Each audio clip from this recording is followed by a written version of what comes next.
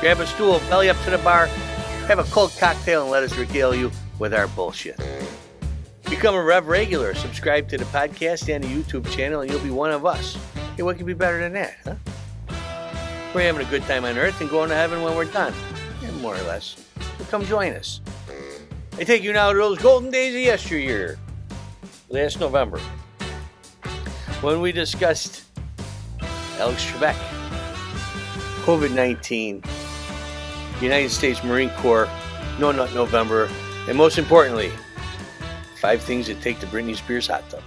Oh, we got a Rev letter that was sent to us. Speaking of the Jenners, we're going to get to that in a little bit. Okay. But it's a real doozy. Also, another superstar, Britney Spears. She went a little loony bin, right, back in the day?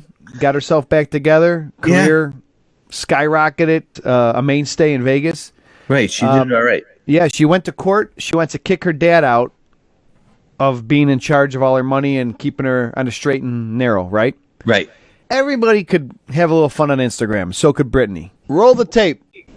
So this is the exact same bathing suit I wore like 3 days ago to the beach, but I said, hey, why not give it another shot? But while I'm at it, I just wanted to let you guys know the 5 most important things that you need to bring when you go to the beach. A towel, oil, sunscreen, a dog, and a hat. I'm gonna go to my jacuzzi now. Well, you know, there's a part of me that loves the crazies too. And, you know, there's a little bit about that's sexy that she has no idea what the hell's going on. And I hope her for the best and whatnot. Here's the things she forgot to mention. First of all, if you're going to go to the beach, you need a cooler full of cold chicken. Cold chicken. Oh, I mean, cooked. Okay. You get it to fried chicken and put it on ice so you got cold chicken when you get Triscuits. Triscuits, exactly. Beer, of course, cold beer. Okay. Maybe some Sunkist or Orange Crush, something like that. And something to throw around and play with. Football or a small dog. Maybe a floaty to help you know. A noodle. You need a noodle. Right. Here's a lot she left out, which makes me think maybe she's a little nuts, you know. First of all, you cannot go to Britney, bitch. Beer and chicken. It's a given. You got to have those 2 things. And then you don't even mention noodles and floaties and a mask so you can see what the hell's you're stepping on and whatnot. And snorkel. She gave us a list. 5 things we should bring, right? And then she goes, I'm going to go jump in the hot tub. That's the other. What are the 5 things they need to bring to the hot tub is what I want to know. Penicillin. Yes, number 1 always. You've been in those hot tubs in Jamaica. Yep. And I'm guessing Britney's is pretty much the same. I got pregnant. I'm not even a female. Yeah. I saw that floating on the top and thought, who farted?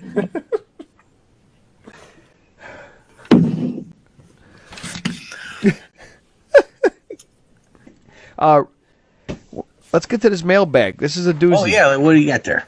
Well, we haven't been on the air for a while, and people need your help. Oh, poor people. This one is coming from the southern state of Florida. It starts off, Dear Rev. It's for me. All right. Here we go. My husband and I have been together for 11 years. My husband is my prince, charming, and my happily forever after. She's deep. Recently, though, he has discovered that he likes to wear women's clothes. It started with him wearing women's underwear under his clothes, which didn't bother me. I even bought him a few pairs that I liked. It has progressed quickly, though. Kiss of death. He assures me that he isn't gay. He does not want to become a woman. That was that Jenner thing I told you about earlier. Oh, yeah, you're right. And he does not want to always dress in women's clothing full time. However, a lot of key words here. In all the writing classes I failed, I remember keywords are indicators. So, however, some of his behaviors have changed, and he is wearing women's clothes, and wearing women's clothes have increased tremendously. When I tried to discuss my concerns with him, he said I was being irrational. We fought, and I thought we had worked things out, but he still has attitude with me. I don't want to stifle him, but it seems not to bother him, but starts to bother me a lot more. She's really confused. Yeah. I have no one to talk to about this. Signed, Stuck in a Crack. Well, Stuck in a Crack. Here's what I got to say to you. First of all, if he's wearing women's clothes and he likes them that much, you're going to have to expect some attitude, because with the bra and panties comes attitude. I learned that a long time ago. Second of all, you're in competition now. You're not in a loving relationship because he's lying to you. You don't want to be lied to. I don't care. First of all, who cares what someone wears? Except it doesn't just come upon a guy. I'll tell you right now. Nobody goes, I've been wearing boxer shorts all my life, but now that I'm married and settled down, wow, that Victoria's Secret thong looks really nice. I would like to string up my crack. It doesn't happen. So I'm guessing he was into this long before he let you know, which is dishonest. Okay? The other thing you got to know is, as a woman now, you know how to get back at him, because you know what you would hate someone to do to your wardrobe. So that's what I encourage you to do. If he's got a favorite pair of pumps, toss them or take them back. If you can get money from Florsheim or pay less from them, take them back, get that money, buy yourself a pair of shoes, unless you got the same size. But if you don't have the same size, get yourself a pair of shoes with the money you got from returning his shoes. Throw away any matching handbags. Things that he really likes that makes him feel pretty are the things you want to return to the stores or donate to Goodwill or to hookers or something. And that's and then you want to start moving money and make sure that you don't ruin his job until the divorce is final. That's a big mistake a lot of women make. Oh, I'm gonna get you back. I'm gonna tell all your coworkers that you dress up in ladies' clothes and you go around sleeping with the secretaries. Don't ever do that until after you get his money and the divorce is final. Then you go and ruin his life. But never ruin a guy's life when you're banking on his role. You know what I'm saying? After that, it's that or you deal with it. It depends on whether you love him or not. But, here's the secret. There ain't no Prince Charming ever. If you think someone's your Prince Charming, you are living in a fantasy world. And someday reality is going to sneak up and tell you, yeah, he's wearing your glass slipper. Rev, I couldn't said it any better. And Kathy Cross England says, I hate when my man stretches out my thongs. Oh, well, I've met her man, and I can see how he could do that. God bless. Rev, I believe you wanted to show me a video. Oh, I do. I have Chicago. More videos. So, yeah, now, I don't know if you guys are aware, if you're not a Chicagoan or an Illinoisan, hey, man, COVID is coming back big time, and our governor and our mayor like to just shut everything. It's like a game to them. They want to, we're going to shut down your place of business. Not next week, but tomorrow at midnight, tonight. So there's two things. First of all, Mayor Lightfoot put out this video about when Donald Trump lost, about science being back. So I'm going to show you that one first.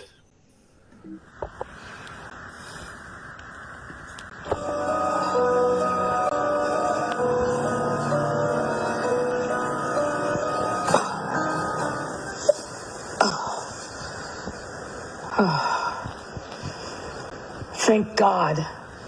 Science is back, baby. A lot last hug shared between customers outside Lakeview's Redmond Ale House. The popular Northside sports bar doors closed for good, just the latest casualty of the COVID-19 economic impact. The Restaurant Association estimates about a quarter of all restaurants to close as a result of this pandemic. Too bad economics wasn't one of those sciences she's so thrilled about. But still, COVID is a serious thing. I don't deny that. But at the same time, the little Lord Fauntleroy and his midget friend, you just saw in that video, they're ready to shut everything down again. No, hey, folks, we got to do something, and in the next few weeks, we're going to have to start lowering. No, it's like, hey, guess what? Tomorrow, you're done. And it's not very good for small businesses are really hurting, as you saw at the end of that clip there. And I have actual video of how bad it is here in Illinois. This is just, people going out having a little something to eat. How are you obtaining all this? Oh, I got people. I got spies all over the place. They are sinners. Spies are sinners because they're always fooling and sneaking people, and they need to get into heaven. I bet you they're wearing women's underwear. Sometimes they have to for their job. But I got this. This is a video of the crackdown in Chicago on restaurants and bars and people gathering just to love each other and be outside. May I say it? Roll the clip.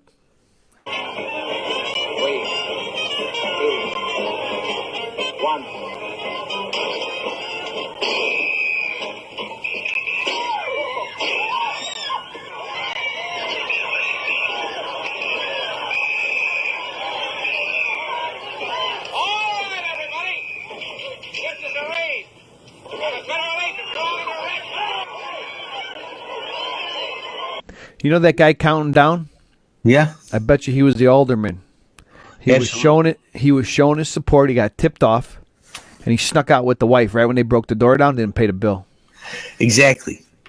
And that's the worst of it all is, hey, you can't do this and you can't do that, and these guys can't sell this and these guys can't sell that. But my hairdresser and my family can go do whatever the hell they want. Hey, you can't go to Florida. If you do, you got to come home in 2 weeks. You got to sit in your bedroom and breathe into a paper bag. But my fat ass family can get on a private jet and go down to Florida whenever they want. You can't go out to a restaurant, but I can rent out a supper club up in Wisconsin and have my full of cheese curds. And the hell with the rest of you. Hey, don't get a haircut. Don't go to a beauty salon. Don't go to a restaurant. Don't get a cup of coffee here. But, I got to bring in my hairdresser to come get me a private little shampoo and a buzz cut or whatever the hell she does.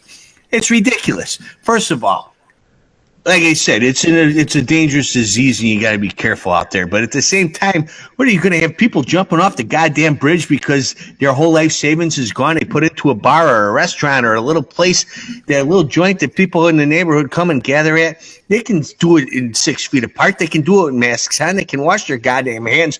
You don't have to be their mother state looking over them. Let people do their thing and be safe about it, but don't let people go bankrupt and die jumping off of cliffs and whatnot because they just can't make it anymore.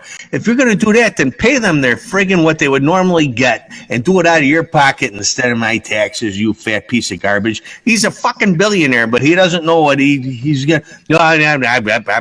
He wanted a fair tax. Well, do you know how much money of his own money he spent trying to take my money away from me? If he'd have just donated that into the pension fund, everything would have been fine. But no, he's got a little Lightfoot. Hey, give people a chance at least. I'm not saying forget that this thing doesn't happen and forget that people are getting sick, but give these small businesses a chance for Christ's sake. It's enough. Enough is enough is enough. And it's up to the rest of us too. If you're going to go to the tavern, put on a face mask until you got to take a sip of your beer and wash your hands and do your thing. But quit shutting shit down already, for Christ's sake. And you know what, too? They buy their food and they buy their drink for the weekend, right? They do that earlier in the week. And then you come out on Wednesday and say, hey, by the way, you're shut down tomorrow morning. Well, now they got all that stuff that's going to go bad that they bought for the weekend. And the next weekend, you at least give them that weekend to get rid of that stuff? No, they don't, because they don't care. They don't know. They never worked for a living. They don't know. What do they know? Reverend? You couldn't have said it any better. Thanks. I thought about that a lot. I could tell. Let's do a peace shot. We should do a peace shot. And you know who I want to do a peace shot to? Who? When all this other stuff going on, this year wasn't bad enough. There's one guy out there who made us all want to be a little smarter. Just be a little more like in tune with things. To know a little bit about painters and books and writers and where countries are in the world and what cultures got. And if you got things right, you thought you were brilliant because it wasn't some silly, supermarket sweep. This was real. And you felt intelligent, and he made you want to be intelligent. And Alex Trebek was actually, for those of us who've been in TV, I'll tell you, his job was not an easy one. It was a hard job. He's juggling a lot of things. Plus, he's got some guy talking in his ear the whole time. And he did it. You never knew any of that. It looked easy. And, since he got cancer last year, I don't know anyone who's handled that better, that publicly at least. Yeah, he did a great job. So tonight's peace shot, I think, should go out to Alex Trebek. That's right, buddy. I almost cried when I saw that he died. I know the guy was 80. He had a beautiful life, but I've been watching him since I was a little guy. Did you hear he was still coming back into work? He needed 2 weeks off to rest up. Yeah, he was in the studio like 10, 11 days before he passed away. And for those of you who don't know about TV, we'll tell you real quick. So they tape a week's worth of Jeopardy every day. Those are long days, buddy. 5 shows a day. The lights are hot. It takes a lot of energy. I would come off of, 15 minutes on that show we were on and be exhausted. I mean, it takes a lot out of you. And this guy would do 5 a day while fighting prostate cancer and chemotherapy and be sick to his stomach. People didn't think he could get through it. And he did it so much for the last few months that they got enough shows to get him through Christmas Day. That's his last show that's going to air is Christmas Day. And I heard he was at a 10 from the time he walked in to the time he left. Right? And he still did station promos. Could you imagine? Oh. Well, I like to buy a pea shot. What is Alex Trebek? God bless to Alex Trebek. Salute. One of a kind.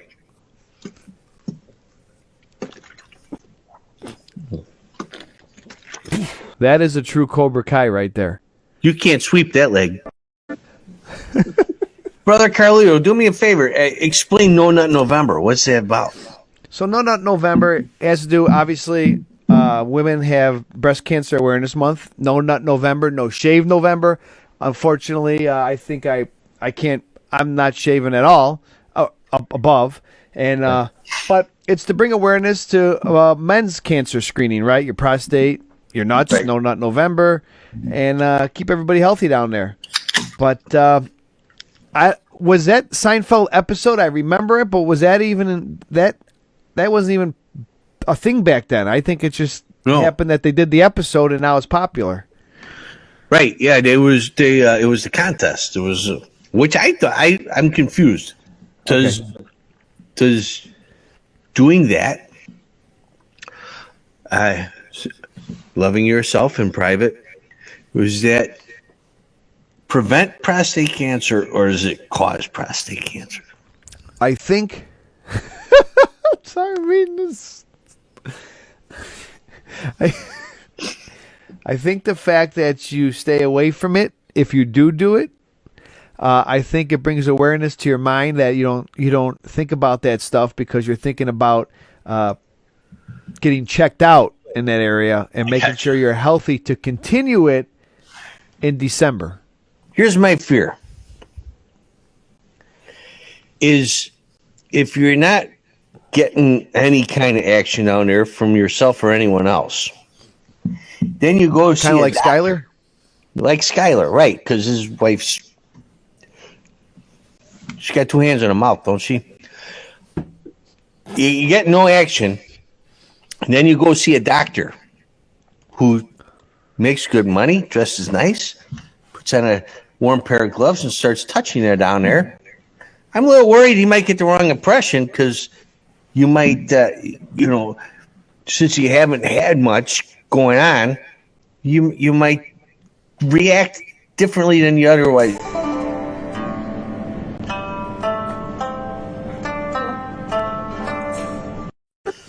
Exactly. So that would be my fear. So I would think No Nut November probably should wait until after you get your exam. Because someone sticks a finger in your butt and you haven't had any Pleasure? Pleasure? What you want, boy? You haven't had any real intimacy with yourself or someone else like that monkey's doing.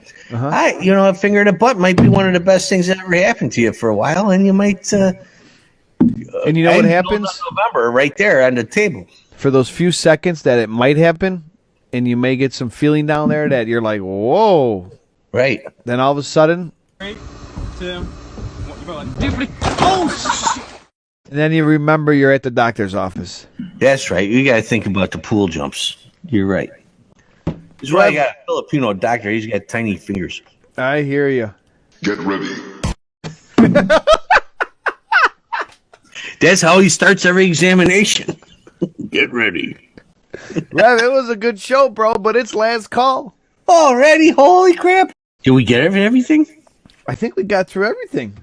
We did. Hirschberg didn't see himself starring in it either. It's too bad. Pete actually took a day off. That is unacceptable.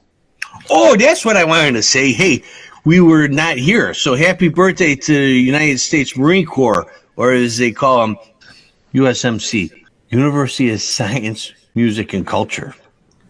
Right. Right. So happy birthday, Marines. Hirsch is probably still sleeping from their birthday party 2 days ago. Yes. And happy Veterans Day, and thank you for your service to all the veterans out there. You are, and Nelson Toe posted a great picture of I saw it, your brother. That's right. I saw that picture. Hey, thank you, brother, for his service, and all you guys out there and women too who have served for our, keep us safe and for our freedoms and freedom around the world. Reverend, great show. I'm getting out of here. You can take us home. So long. All right. Hey, thank you, brother Carlito.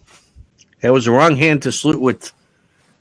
I was not in the military, obviously, and for good reason. Flat feet. Hey, God bless. I hope you enjoyed that. Here's praying that this November is better than the last one, huh? Hey, be part of the Revs community. Join the congregation. All you got to do is subscribe to us here on YouTube. Subscribe to the podcast. Follow us on Facebook. Follow us on Twitter. Find me on social media. I'm around there somewhere. Hey, keep in touch. Join the congregation. We have a lot of fun, and there'll be a lot more coming your way. So listen for us wherever you find your podcasts. Become a Rev Head. It's not that hard. Until next time, you have one for me, because I'm going to have one for each one of you. God bless.